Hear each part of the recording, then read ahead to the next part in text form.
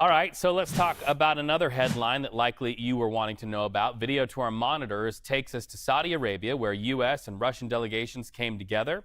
There they are at a very important and history-making table. They are talking about trying to end the war in Ukraine. Present at that meeting, and you see him right there, Secretary of State Marco Rubio, alongside National Security Advisor Mike Waltz and Special Envoy to the Middle East Steve Witkoff. So what happened in the meeting? So here's Secretary of State Marco Rubio outlining the four main goals for Russia and Ukraine that came out of the meeting. Listen. Well, I would start by saying we've agreed on four principles that I think are important. The first is that we're going to appoint our teams respectively that have worked very quickly to reestablish the functionality of our respective missions in Washington and in Moscow. For us to be able to continue to move down this road, we need to have diplomatic facilities that are operating and functioning normally. The second point is that we're going to appoint a high-level team from our end to help negotiate and work through the end of the conflict in Ukraine in a way that's enduring and acceptable to all the parties engaged. The third point is to begin to work at a high level as well to begin to discuss and think about and examine both the geopolitical and economic cooperation that could result from an end to the conflict in Ukraine. Obviously, we'd have to see that conflict come to a successful and enduring end in order for that to be possible.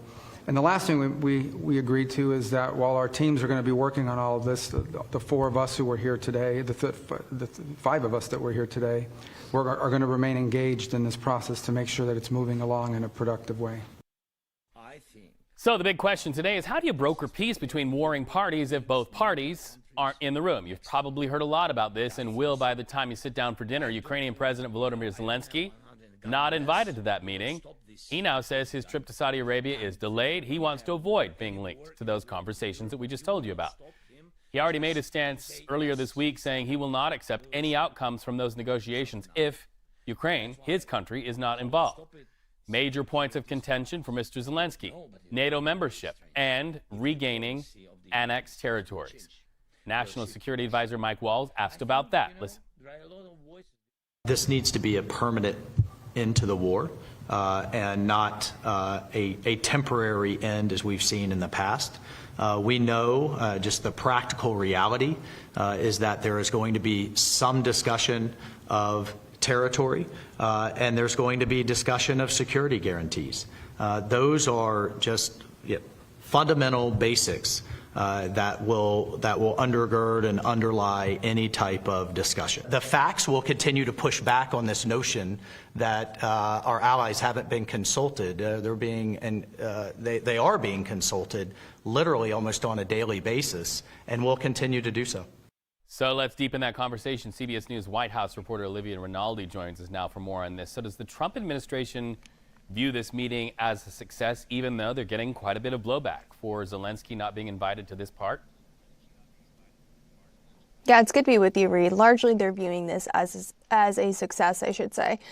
This is the first step in what is likely to be a very long process of Ukrainian peace talks between the U.S., Russia, and Ukraine. But what this really did was something we haven't seen done in years, which is reopen conversations, high-level conversations between the two countries of the U.S.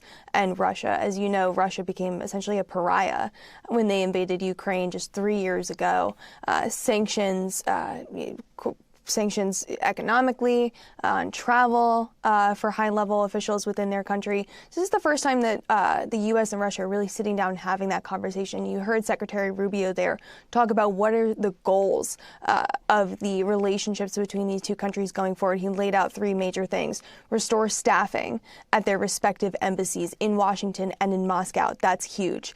Also creating a high-level team to support Ukrainian peace talks, these ongoing conversations that will be happening between these three countries. And then third, exploring closer relations and economic cooperation. That caught my eye. That means a lot of those sanctions that we've seen on oligarchs, on Russian fuel, on certain elements of their economy and our economy as well, will be reopened up for conversations with Russia and use. That is major and that's key. And that kind of shows where the U.S. is at in these negotiations, even if Ukraine wasn't at the table today.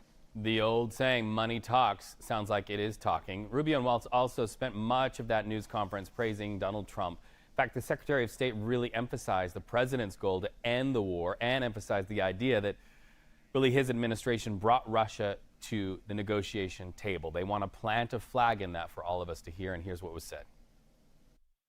He wants it to end in a way that's fair. He wants it to end in a way that's sustainable and enduring, not that leads to another conflict in 2 to 3 years.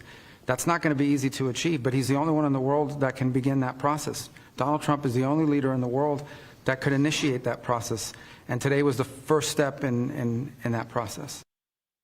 All right, so process initiated, but what happens with the process? We already said that Zelenskyy will not accept anything that comes out of that meeting. He wasn't invited, right? So how does the president plan to move forward with negotiations like this if Mr. Zelenskyy is not at the table to advocate for the interests of his people? Well, Zelenskyy did meet with Vice President Vance last week at the Munich Security Conference. Secretary Rubio was at that meeting as well, where things including territory, but also a critical minerals deal was potentially discussed to strengthen relations between U.S. and Ukraine. That essentially would give the U.S. access to these critical minerals like lithium that Ukraine has an abundance of. And in exchange, the U.S. would have a vested interest in the security of Ukraine. That's kind of the play there.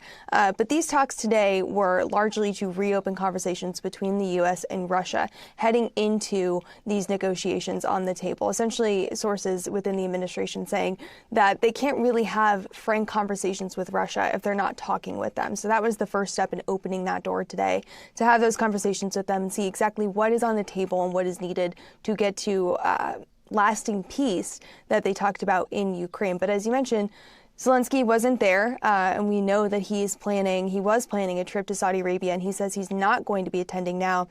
Some sources citing that he says he's avoiding the visit because he doesn't want to be linked to these U.S. Russia talks that he is not entirely in agreement with.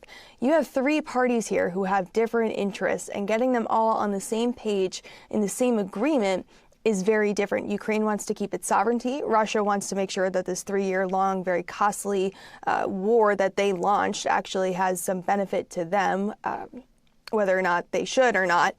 And the U.S., of course, wants to see brokered peace, but also perhaps, as we know with this critical minerals deal, maybe get something out of it for themselves as well.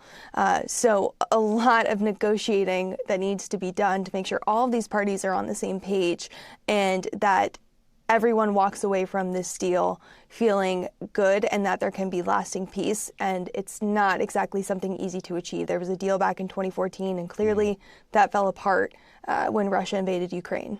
Territory, security, and a lot of political muscle in the room, just not Mr. Zelenskyy of Ukraine. Olivia Rinaldi, thank you so much.